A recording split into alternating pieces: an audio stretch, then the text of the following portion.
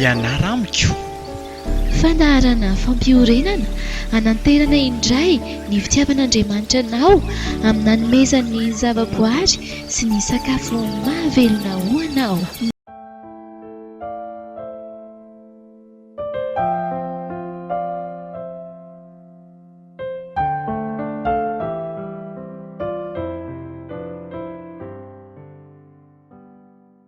Finaritra ry Mpiaino Malala manona ny fiadanan'i Kristy hitoetra sy hanapaka aomponao hatrany izahay.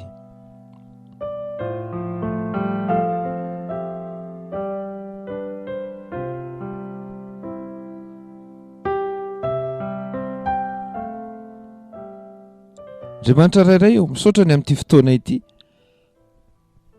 mety ianao ka nanomeny tombona andro anehoanao indray ny fitiavanao anay,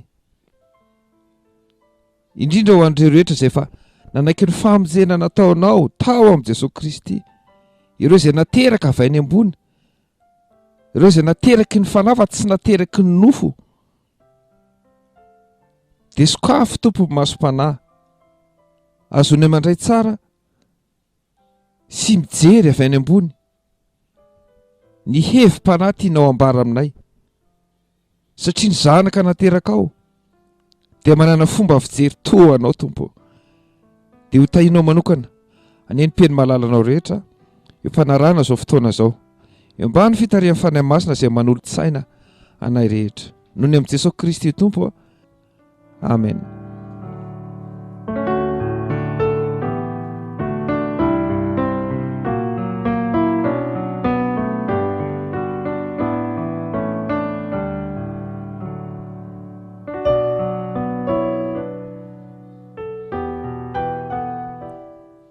Tamin'ny herinandro teo ary Mpiaino Malala mba nijery ny lisitry ny hoe ny fampelezam-peo izay misy raha ny eto amin'ireny vohatra fotsiny resahana.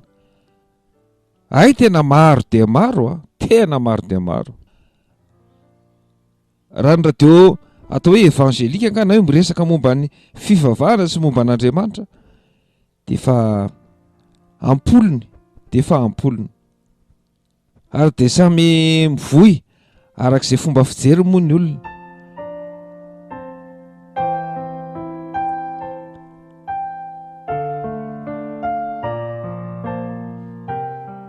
Misy zavatra fototra ampatsahivon'Andriamanitra antsika Mpiaino Malala amin'ity anio ity, dia ny hoe ny olona anankiray dia mila mahafantatra tsara ny amin'izany hoe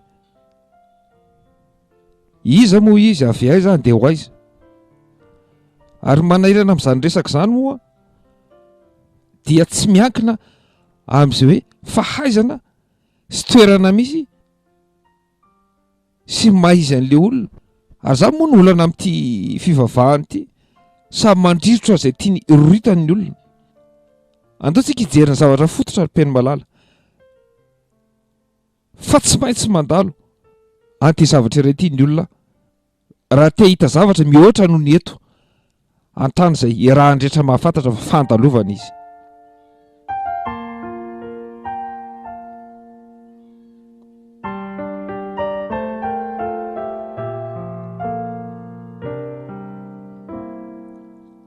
Jaona 9. Ary nisy fariseo anankiray atao hoe Nikodemosy, mpanapaka tamin'i Jiosy. Izy nakao amin'i Jesosy noho ny alina ka nanao taminy hoe, Raby ô, fantatra efa mpampianatra avy amin'Andriamanitra ianao, fa tsy misy olona mahay manao izao famantarana ataonao izao raha tsy Andriamanitra no momba azy. Jesosy namaly ka nanao taminy hoe, lazaiko aminao marina dia marina tokoa raha tsy ateraky indray ny olona dia tsy mahazo mahita ny fahanjakan'Andriamanitra. Hoy Nikodemosy taminy, hataon'ny olona ahoana no ateraka rehefa lehibe? Moa mahazo miditra ny kibon-dreniny indray va izy ka hateraka? Jesosy namaly hoe, lazaiko aminao marina dia marina tokoa raha misy olona tsy ateraky ny rano sy ny fanahy dia tsy mahazo miditra amin'ny fanjakan'Andriamanitra izy. Izay ateraky ny nofo dia nofo, ary izay ateraky ny fanahy dia fanahy. azagaga no ilazako to aminao hoe tsy maintsy ateraky indray ianareo, ny rivotra mitsoka amin'izay tiany ary renao ny feoany nefa tsy fantatrao izay hiaviany na izay aleny, dia tahaka izany izay rehetra ateraky ny fanahy. Nikodemosy namalaka nanao tamin'ny atahoana no ahatonga izany zavatra izany. Jesosy namalaka nanao tamin'ny ianao va mpampianatra ny Israely ka tsy malala izany zavatra izany.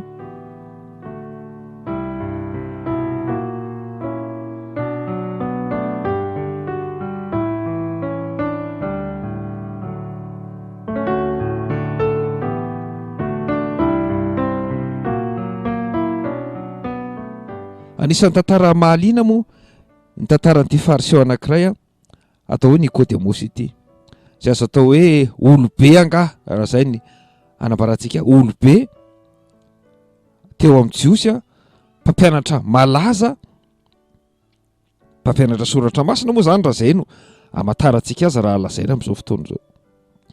Ary niaiky mihitsy izy hoe tena tsisy ohatranao ry Tompo ry Jesosy Kristy tena ratsy Andriamanitra momba anao tsisy mahavita zavatra zao ataonao zao. Andiny voalohany amin'ny jaona 7 izany karazana fanekem-pinoana nataony Nikodemosy izany.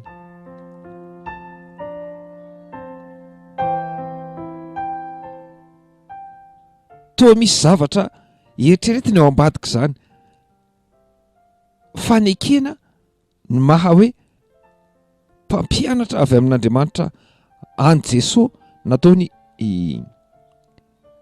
Nikodemo na Nikodemosy zany mpiaino malala. Io moa amin'ny maha Andriamanitra ny Tompo an Jesosy Kristy dia mazava ho azy fa tonga dia fantany avy hatrany ny olona raha vao miteny hoe teny eo ambava ve zany sa tena avy any fo sa ahoana. Hitany Tompo mihitsy ny fangetahetany Nikodemosy eto ry mpiaino malala. Andiny 7 ao amin'ity jaona 7 ity milaza hoe Jesosy namalaka nanao taminy hoe lazaiko aminao marina dia marina tokoa raha tsy ateraka indray na hoe ateraka avy any ambony ny olona dia tsy mahazo mahita ny fanjakan'Andriamanitra. Jesosy Kristy zany dia miteny tsy fahaterahana ara-nofo fa fahaterahana hafa mihitsy, hafa mihitsy. Dia mety anontany toa ny Nikodemosy koa zao ny sasany hoe andiny 4 amin'ny jaona 7 hoy Nikodemosy taminy, ataon'ny olona ahoana no ateraka rehefa lehibe? Moa mahazo miditra ao an-kibon-dreny indray va izy ka ateraka? Tsy maninona fomba fijery moa zany hoe ahoana koa zany hevitry ny Tompo zany. Eny fa na dia hoe mpampianatra aza, na dia hoe efa olona ara-panahy ao anaty fonosantena ao am-piangonana aza, mpampianatra goavana, dia tsy mahatakatra hoe ty fiainany ity moa ahoana. Tsy maninona izany fa ny zavatra mahafaly eto izay ambaran'i Jesosy Kristy aloha ao amin'ny 5 dia ny hoe jaona 7 lazaiko aminao marina dia marina tokoa raha misy olona tsy ateraky ny rano sy ny fanahy dia tsy mahazo miditra amin'ny fanjakan'Andriamanitra izy. Izay teraky ny nofo dia nofo, ary izay teraky ny fanahy dia fanahy. Raha tenenany teny tsotro zany mpiaino malala dia izao, mila manana aniversera roa ny olona. Ie, manana aniversera roa. Tsy akinona zao ny aniverseranao? Ie, mahay aniverserany daholo ny olona rehetra. Afa-tsy ry bebe antsika angamba tsy mahay an'izany hoe vers 1923 tsy tadidiny ny daty nahaterahana. Fa amin'izao kosa angamba mahatadidy daholo kosa daty nahaterahana ny olona. Mpiaino malala. Ny fahaterahana faharoa izay ambara hoe ateraky ny fanahy nateraka Andriamanitra, idireo izay olona rehetra nanaiky fotsiny tsotro zao ny famonjena nataon'i Kristy teo amin'ny hazo fijaliana, ary dia tsy sitrapony no ateraka fa Andriamanitra no miteraka azy avy eo. Tsy misy ezaka ataony zany, tsy miankina amin'ny asa natao zany, fa fahasoavana namonjena anareo tamin'ny finoana, tsy avy amin'ny asa fandrao hisy irehare, hoy ny any amin'ny Efesianina. Fihetsika tsotra fotsiny ry mpiaino malala, patsahivina ten'Andriamanitra eto hoe ny olona nanaiky an Kristy tsotra fotsiny tamin'ny finoana, nanaiky fa tsy mahavonjy tena izy, tsy voavonjy fahaizana izy, tsy hoe mpampianatra izy akorina toan'ny Nikodemosy efa mpampianatra soratra masina, zany efa olo malaza amin'ny fiangonana, tsy mifanaovana asa ao am-piangonana piainy malala amin'ny mahavonjy fa mifanekena aloha ny fahamonjena nataon'i Kristy. Ino a ny fanekena aloha fahamonjena nataon'i Kristy ary dia Andriamanitra no miteraka n'izany olona izany ara-panahy, ary dia ny fanahy zany olona izany miara-milaza amin'ny fanahy n'Andriamanitra fa zanak'Andriamanitra izy, ary ny zanaka avy eo manao ny asa ao am-piangonana. Zany izy ry mpiaino malala, ny fanahy masina ane anazavantsika zany teny zany, areto moa ny tompo dia manohy tsara amin'ny 7 hoe azagaga noho ny ilazako tamina hoe tsy maintsy hiteraky indray ianareo. Ka rehefa tsy zanak'Andriamanitra zany ny olona, rehefa tsy mbola nateraky ny fanahy ny olona ka na manao asa be ary izy ao am-piangonana dia tsy mahazo mandova amin'ny fanjakan'Andriamanitra. Mpiaino malala, ty fandarantsika ity dia fandarana fampiorenana, ampatsahivy ny tompo indray, fa tsy mahavonjy antsika akory ny asa ataontsika any am-piangonana fa ny finoantsika an'i Jesosy Kristy irery ihany. Zany ny marina. Gaga ihany amin'ny fotoana sasany amin'ny fitako ny mpitoro-teny, sasany manao hoe aloha fotsiny zao, alohaviny zao dia milamina. Tsy fantatry ny olona tena antom-pisiny ao am-piangonana. Tany amin'ny 12 taona lasa tany, raha nanao asa fitoriana filazantsara izahay, dia nisy ramatoa anankiray raha niresaka momba fahaterahambaovao izahay, ka nanontany ny olona aveo hoe izy nareo nefa tena nanaiky an'i Kristy sy ny sisa momba fahaterahambaovao. Olona ramatoa anankiray izay tena ramatoa azo atao hoe mpivavaka sy nahafantatra, manao asa am-piangonana sy mpamonjy fivoriana sy ny sisa. Zaho ozy izy androany vao nahafantatra an'izany, mbola tsy nilazaina tao am-piangonana mihitsy izany. Ry mpitoro filazantsara malalo, ny fototra raindray sao dia adinontsika, fa rehefa tsy ateraky indray ny olona mahafantatra an'izany hoe fototry ny fiainany, fototry ny fivavahana, tena mandatsaka-pony amin'ny fananany an'i Kristy eo am-pony, dia sao dia mamitaka ny olona isika. Dia andao samy ianao izay zara-tandrify ry mpiaino malala, antanina ny olona hoe aoko fantatsika tsara ny anton'ny fiainana, dia ny hoe nanekena fahamonjena vitany teo amin'ny hazo fijaliana no hamonjena antsika, ary Andriamanitra no miteraka antsika. Jaona 1:12. Izay rehetra nandray azy dia nomeny hery ho tonga zanak'Andriamanitra. Fanahy masina ane andazava, fanahy masina ane ampatsiaro izay lalan-diso rehetra efa nandehanantsika ry mpiaino malala, ka samy andiniky ny azy. Ny azy ao izany fahaterahambaovaoko izany tany amin'ny taona 1927. Tadidiko tsara izany fotoana izany, toana nanekeko marina an'i Kristy.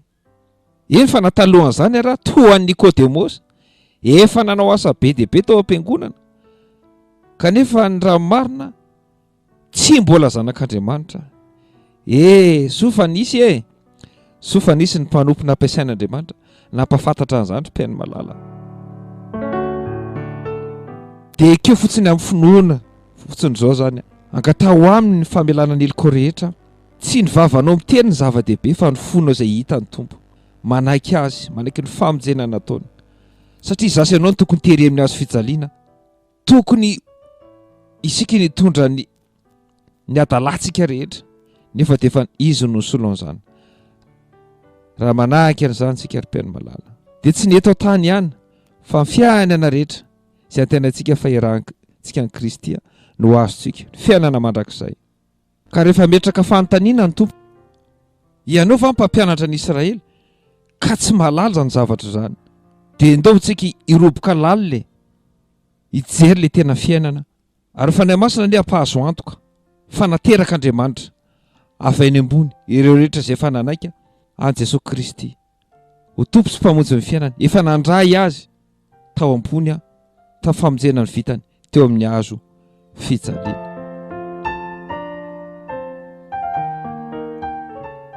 Ka ny olona rehetra izay efa naterak'Andriamanitra moa zany manana an'ilay aniversera faharoa, ilay zanak'Andriamanitra, dia izao no teny miatra aminy Efesiana 2:9. Ary niarana tsangana isika ary niarana petrany any an-danitra ao amin'i Kristy.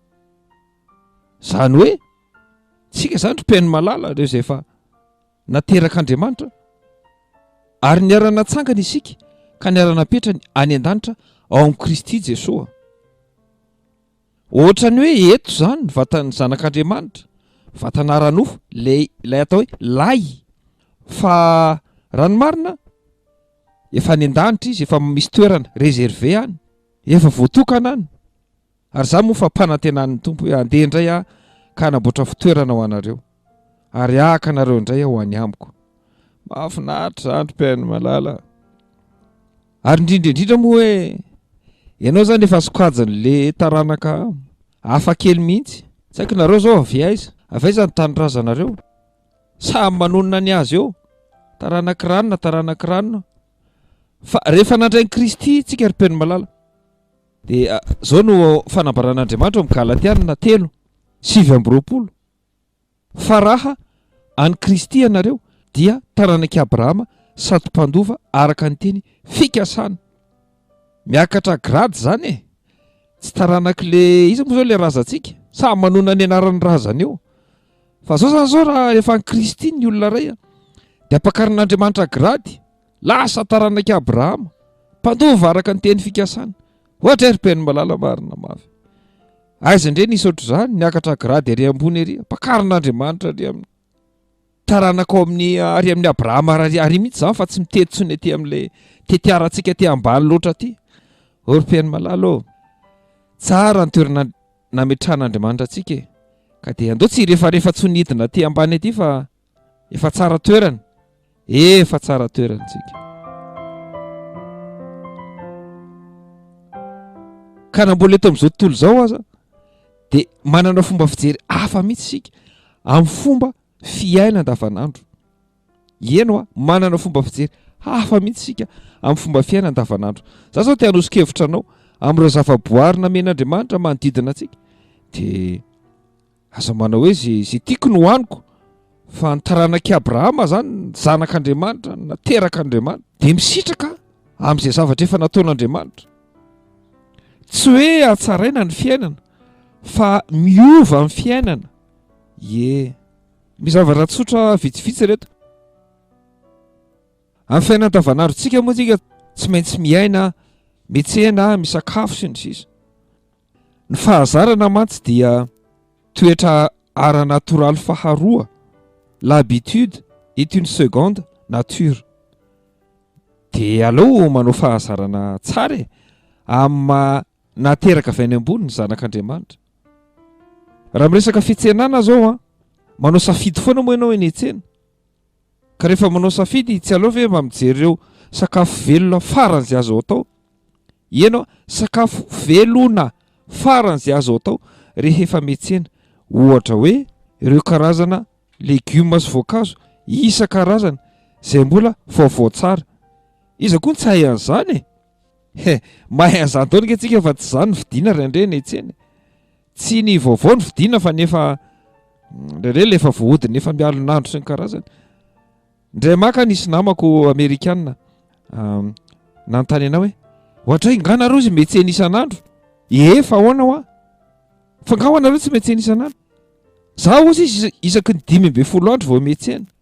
Ohatra efa maninona zay tsy manam-potoana iantsenana fa atao anaty frigo daholo ny sakafo dia io mory mpiaino malala samy manana ny fiainany. Raha ohatra moa ianao tsy maintsy vidy ireo sakafo voahodina dia mba jereo ireo mba tsara kalitao toy ny hoe atody, mba mijery atody gasy na atodina papelika ohatra, mofo feno, mijery koa ireo karazana tantely sy fromage isan-karazany izay namboarina ara-boajanahary arak'izay azo atao. Eo koa ireo voa isan-karazany sy germe, ireo voa amin'ny tsiry. Raisiko ohatra kely voa amin'ny tsiry satria mampody aina be mihitsy indrindra amin'izao faharerahan-dava-mazo antsika izao. Misy eny an-tsena zao dia ny hoe germe de soja ozy izy ny mpivarotra. Tsara ireny tsara ireny germe ireny. Ireny voa mitsiry ireny asokanao kely ao anaty raha mangotraka fotsiny izy dia asianao saosy asianao sira sy ireo zava-maitso mahazatra antsika isan'andro. Raha resaka vetivety ny amin'ny ao an-dakozia tsika nareo izay mampiasa vata fampangatsiahana na frigo dia tsy maninona satria tsy ampy mofo torehtsy anana ho an'ny sasany dia aleo mba ahodina isaky ny 3 andro farafahelany mba isaky ny 3 andro zany vao metseny dia mba ahodina ny ao amin'ny frizidera ho an'izay manana an'izany mba isaky ny 3 andro farafahelany no apetraka ao zany ny sakafo izay vidintsika dia taperina aloha zany ny eo dia afaka 3 andro zay vao metsena raha tena hoe tsy afaka metsena isan'andro sika. Andao tsika hiresaka fomba fahandro faramety satria tena miova fiaina mihitsy ny olona nateraka Andriamanitra manana fomba fijery hafa mihitsy rehefa mahandro ny peny malala aloha afo malefaka sy maharitra faza dia maika lava raha mba misy fotoana azo andrahoana ny sakafo amin'ny afo malefaka fa tsy afo tonga dia manamay azy dia izay mety indrindra afo malefaka faran'izay azo atao. Rehefa mandro vary sika tsy hoe voatery ho masaka be ny vary vao esoriny ambony fatana fa misy ilay atao malagasy hoe batao amin'izay dia aloha iotrika dia io mihitsy ny tena mety tsy hoe masaka be izy vao esoriny ambony fatana fa leo mbola tsy tena masaka izy raha ohatra ianao hamono vary hoe ho finosina ny vary dia tsara izy tsy mbola tena masaka izy dia fesorina dia finosina toy ny mahazatra sady mba mitsitsy hanina koa amin'izay mitsitsy charbon, mitsitsy kitay, mitsitsy gaz, mitsitsy herinaratra. Raha farany azo atao ho anareo izay ao anatin'ny fitazam-pahasalamana sy ny fitazam-batana moa dia mihinana zavatra manta alohan'ny zavatra masaka. Aleo hatrany hoe mihinana ny sakafo manta alohan'ny masaka. Inona moa izany sakafo manta alohan'ny masaka izany? Ny voankazo isan-karazany zany ny crudité izay mahazatra antsika dia hohanina alohan'ny sakafo ireny fa tsy aneoriana sakafo akory ny tsindrin-tsakafo. Eto moa izany dia manao famaritana kely ny atao hoe desera ry peny malala tsy voatery hoe voankazo fa ny voankazo dia tokony hohantsika ny alohan'ny sakafo afa-tsy ireo izay mihinana vavony be anga toy ny hoe mananasy marikivy na ny voasary marikivy loatra fa ny manta hatrany no tokony hohanina izay vao mihinana ny masaka. Aleo atao misimisy kokoa raha mahavita hatramin'ny 700 isan-jato sakafo manta ireo izay mitaiza tena sy ao anatin'ny fitazam-pahasalamana dia izany no anisan'ny tsara indrindra. Mampiasa faran'izay azo atao ireo hanitra isan-karazany nomen'Andriamanitra antsika ry peny malala ary toy ny sira dia arotsakitsika ireny any amin'ny farany nahandro izay ny tena mety aminy. Toy ny sira dia arotsakitsika ireny any amin'ny farany nahandro.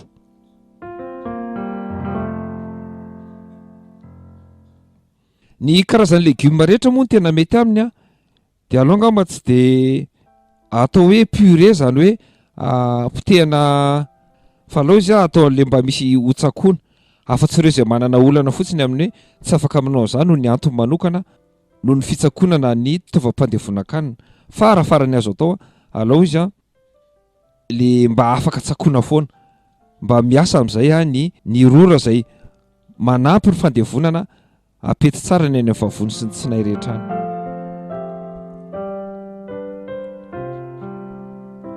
Amaranantsika azy dia eo amin'ny fomba fahandro hoe inona ny farany tsara indrindra sy farany tsotra indrindra. Raha mandro legioma ianao ry peny malala dia mety indrindra dia ataovy ao amin'ny rano sasany moa fitentsika azy rano sasany asianao ireo tongolo isan-karazany ataonao lafika ho fitentsika azy asianao menaka kely eo ambaniny dia apetraka eo amboniny ny legioma anao dia ataovy afo malefaka kely io fomba fahandro tsotra io ry peny malala dia tena mitazona tsara mihitsy ny ireo otrikaina ao anatin'ny legioma izay andrahoantsika. Raha ambarako ny teny tsotra dia hoe andrahoy amin'ny rano faran'izay kely ny legioma anao. Izay moa ilay fitentsika amin'ilay rano sasany. Ny fandro manaraka azo ataoko moa izay afaka manao dia fandrahoana amin'ny rivotra mafana. Ohatra hoe asynareo raha mahay an'le fomba fahandro pao isika ny zareo tatsinanana moa no mpanao an'izay cuisson à la vapeur moa fiteny azy zany hoe andrahoana amin'ny entona mafana anisan'ny mety moa zay manao fonosanteny manokana ho an'ireo tia ovy frity ovy frity aloha ngamba le ovy manomboka izao tsy atao an'izay loatra fa atoroko fomba fahandro matsiro be ianao matsiro nono ovy frity tetehanao tombo mahazatra ny ovinao dia arotsay anaty lapoaly asio rano kely fotsiny tsy atao masaka be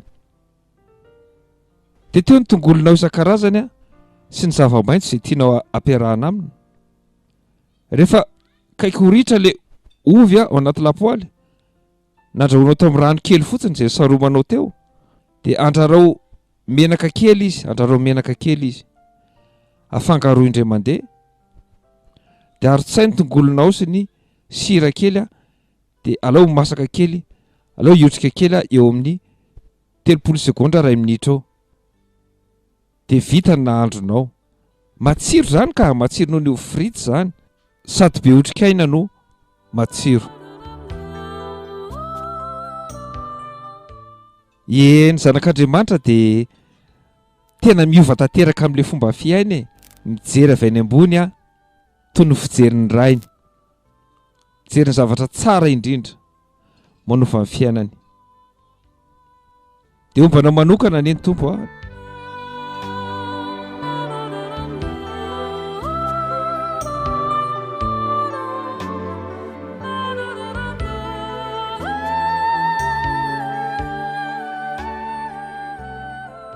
Andriamanitra misaotra anao zahay ny amin'ny fitiavanao na ampatsahivindao fa tsy maintsy ateraka avy any ambony ny olona ateraka ao Andriamanitra izay vao mahazo mahita ny fanjakanao misaotra ny ampeny malalanao rehetra izay nampatsahivinao tamin'ity fotoana ity fa ny fanekenan'i Kristy ny famonjena izay efa nataony teo amin'ny hazo fijaliana irery ihany no azonay mahazo zany evim-panahy ary ianao no miteraka anay avy any ambony tompo rehefa nanaiky sy nino Jesosy Kristy marina ho ny tompo sy mpamonjy na izahay fa ny amasonao ny angatahako manokana ny mpiaino malala rehetra dia ianao mihitsy nandresy lahatra miaraka amin'ny fanahy ny mpiaino rehetra miara milaza fa zanak'Andriamanitra izy